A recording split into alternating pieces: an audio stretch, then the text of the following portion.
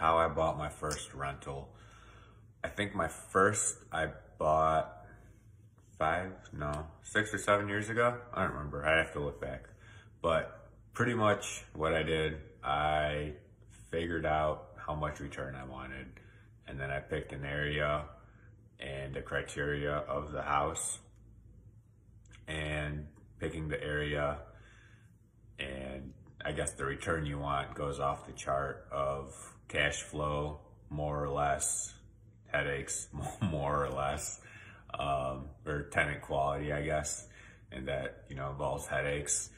So that's pretty much what I made a decision. I decided, since I was working a full-time job, I wanted something that was completely headache-free. Not that rentals are completely headache-free, but I wanted to find something that was as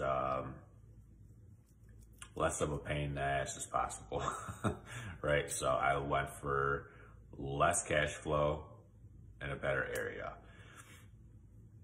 And then I pretty much found an agent, and through that agent, I was able to find a lender, and that's how I bought my first rental, right? I put 25% down, I bought it, got it rented out, and then started saving up to buy the second.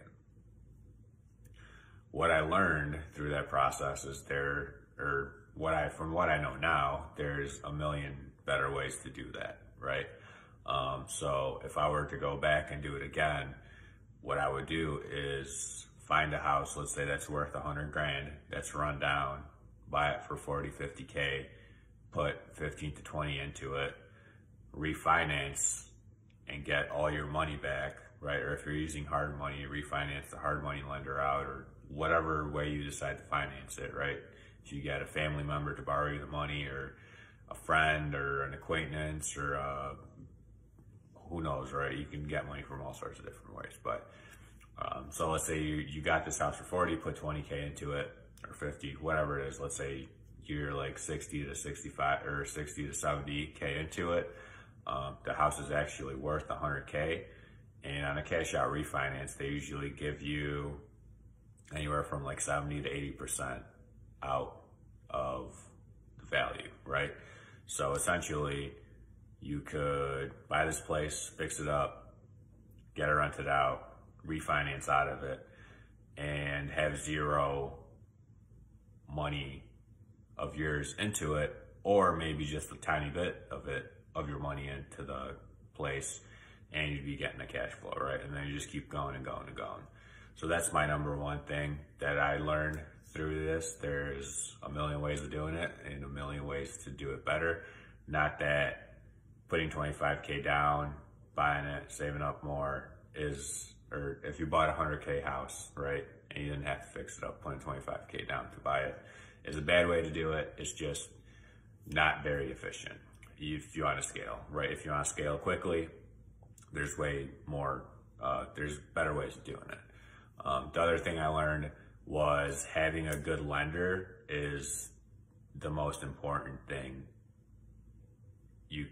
Having a good relationship, right? Even if their interest rate is like 0.25 or whatever higher than everyone else's, having a lender that you can call, be like, hey, I found this place, I need a pre-approval letter, and while you're on the phone with them, he sends you a pre-approval letter, right? Because you've worked with them for that place, right?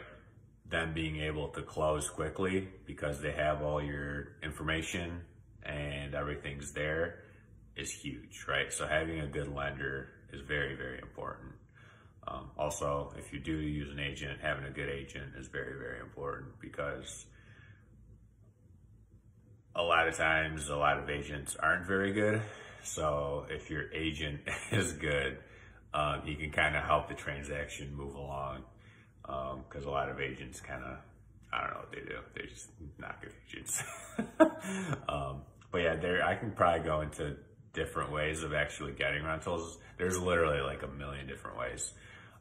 Probably not a million, but you get the point. There's a lot of different ways to buy rentals. So that is how I bought my first rental, and I learned a lot, right? Knowing what I know now, I wish I would have bought like 10 of them in that neighborhood, because prices like appreciated probably like anywhere from like probably like 50 to 100K.